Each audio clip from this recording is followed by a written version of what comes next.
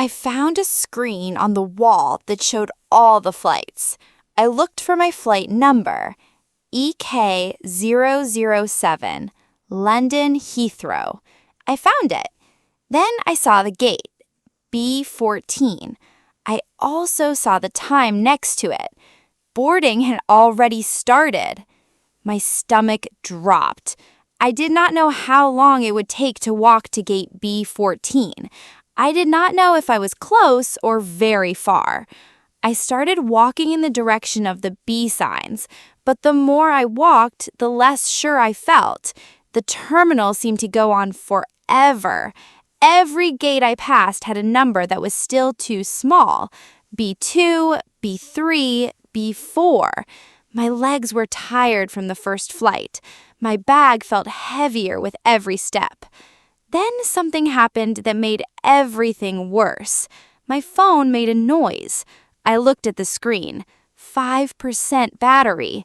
I had a map of the airport saved, but I had not opened it yet. I opened it quickly. It started to load. Then my screen went black. My phone had died.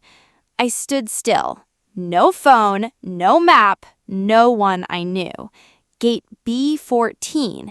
Time running out. I had two choices. I could stand there and panic, or I could keep moving and ask someone for help. I am not the kind of person who stands still for long. My name is Amara. I grew up in Lagos with my mother and my two brothers. We did not have very much money, but my mother always told me to study hard. She said education would take me somewhere. I believed her. I studied nursing for 4 years at university in Lagos. I was not the best student in my class, but I was one of the most careful ones. I never missed a class. I stayed late to practice. I asked questions when I did not understand. My teachers said I had good hands. I liked working with patients. It made me feel useful. When I received the letter about the London internship, I read it 3 times. I wanted to make sure it was real. It said my name, it said my university, it said I had been selected. My mother was in the kitchen when I ran to tell her. She did not say anything for a long time. Then she held my face in her hands and smiled. I had never been on a plane before that day. The flight from Lagos to Dubai was fine. I slept for a few hours. I watched part of a film. I felt calm. But then I arrived at Dubai airport for my connecting flight to London, and everything changed. Dubai airport was the biggest place I had ever seen in my life. It was not like any airport I had seen in pictures. It was a world inside a world. Bright lights, shops, restaurants, hundreds of gates, thousands of people, and I only had 45 minutes to find my next flight. I had 30 minutes to catch my flight. I was running. My bag was heavy and my heart was beating very fast. The airport was huge and I did not know where to go. People moved around me in every direction. The signs were confusing. I felt very alone. That morning, I had left Lagos for the very first time in my life. I was going to London, not for a holiday, not to visit family. I was going to work as a nursing intern at a real hospital. It was the thing I had worked for since I was 17 years old. But now, standing in a big airport I had never seen before, I was not thinking about that. I was only thinking about one thing, my gate. I could not find my gate. I stopped walking for a moment. I looked around. The ceiling was very high. The floor was shiny and clean. There were hundreds of people, but I did not know even one of them. My phone was low on battery. My boarding pass was in my hand. Gate B14. I looked left. I looked right. I saw a sign for Gate A. I did not see anything for Gate B. I started walking faster. I put my dead phone in my pocket. I took a slow breath. I told myself, you know the gate number, you know the direction. Just keep going and ask someone. I looked around for an airport worker. I saw a man in a blue uniform walking nearby. He looked busy, but I walked up to him anyway. I told him I needed gate B14. My flight was boarding. He looked at me and pointed down the long corridor. He said, keep going straight, turn left at the end, take the escalator down. Gate B14 is on your right. Then he walked away quickly.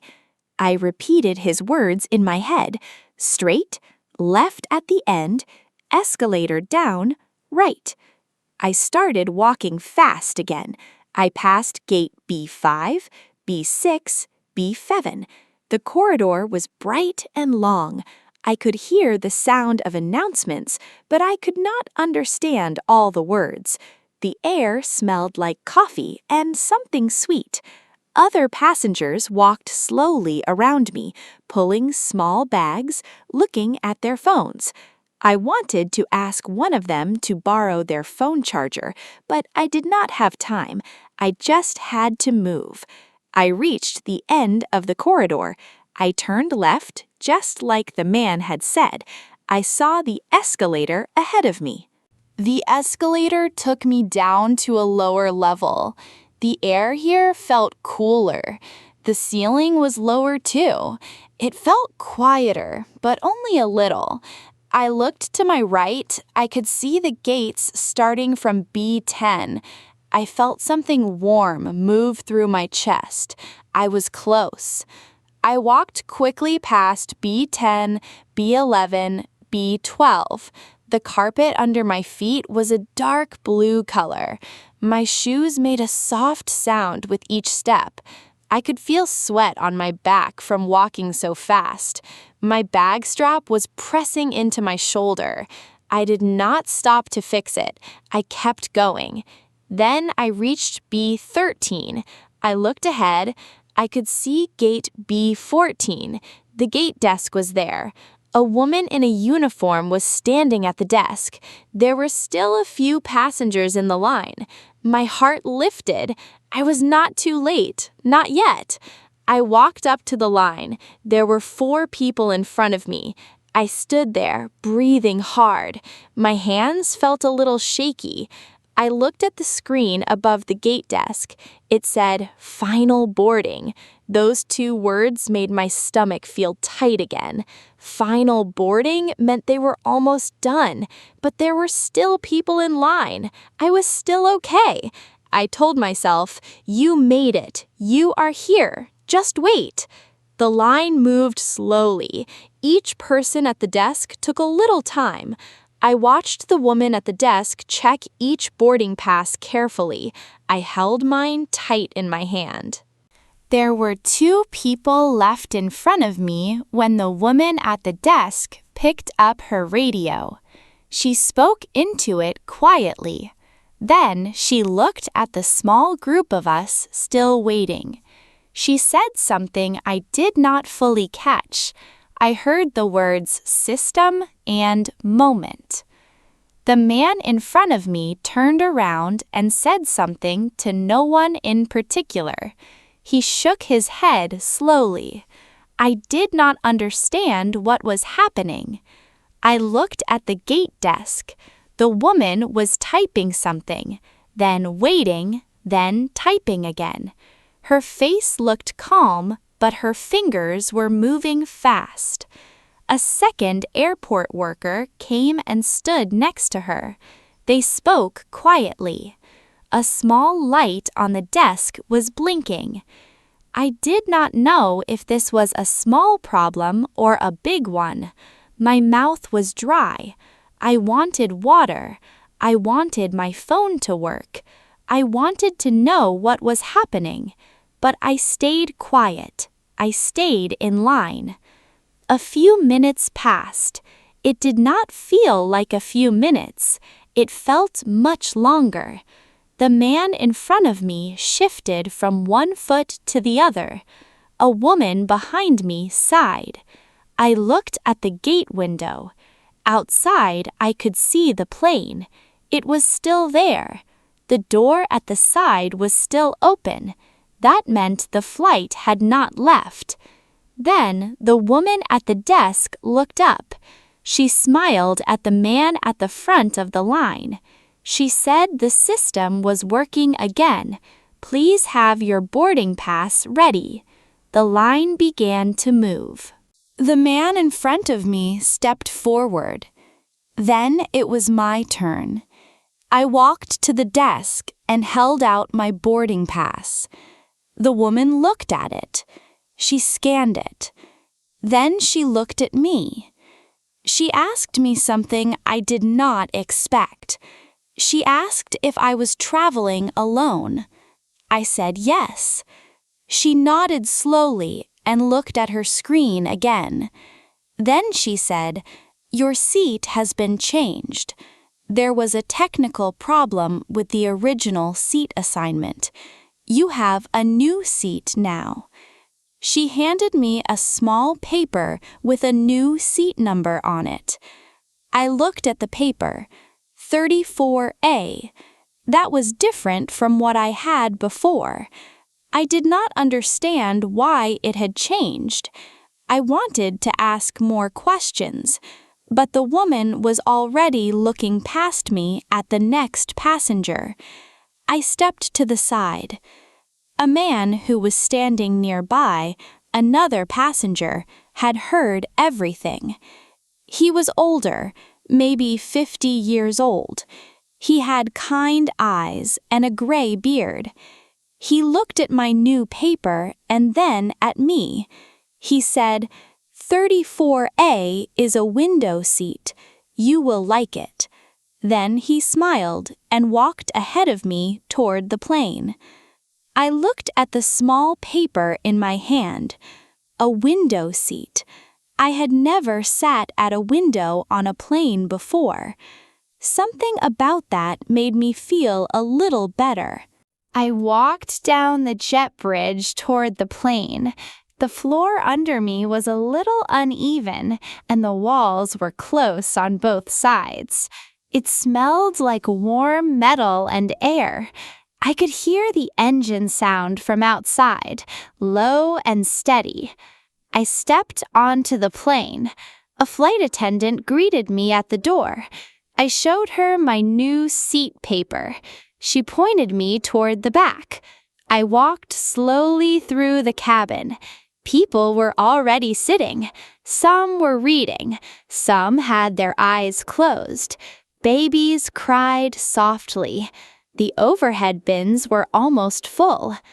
I found row 34. I looked at seat A. It was next to the window. The seat was there, empty, waiting for me. I put my bag in the overhead bin with some effort. A man in the seat next to mine helped me push it in without me asking. I thanked him quietly. I sat down. I put on my seatbelt. I looked out of the window. The tarmac was gray and wide. Other planes were parked far away. The sky above Dubai was pale blue, and the sun was already high. I pressed my back into the seat. My legs were tired. My shoulder was sore from the bag, but I was sitting. I was on the plane. I had made it. The plane door closed. I heard it click shut. A few minutes later, the plane began to move slowly. The flight attendants walked through the cabin. The safety video played on the small screen in front of me. I watched it, but my mind was somewhere else. I thought about the morning, the run through the terminal, the dead phone, the man in the blue uniform who pointed me the right way. the gate system problem that had stopped everyone for a while, the stranger with kind eyes who told me about the window seat. All of those things had felt terrible in the moment, but none of them had stopped me. I had kept moving through each one. I had asked for help when I needed it. I had not given up. And now I was here. The plane lifted into the air. I felt the ground fall away beneath me. I looked out of the window. Dubai grew smaller and smaller below. The buildings, the roads, the airport, all of it became tiny, and then it disappeared into cloud. I was going to London. I was going to do the work I had prepared for all my life, and I had already faced the hardest moment of the journey.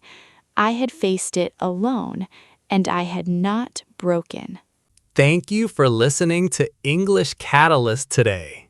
Amara's story is about something that many of us know, the feeling of being lost and afraid, but choosing to keep going anyway. She did not have all the answers. She did not have a working phone or a familiar face around her, but she had something stronger than those things. She kept moving. If this story helped you practice your English today, please give it a like. It helps this channel grow and reach more learners like you.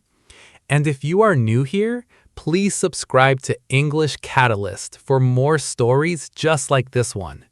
Remember, being brave is not about feeling no fear. It is about moving forward even when you do.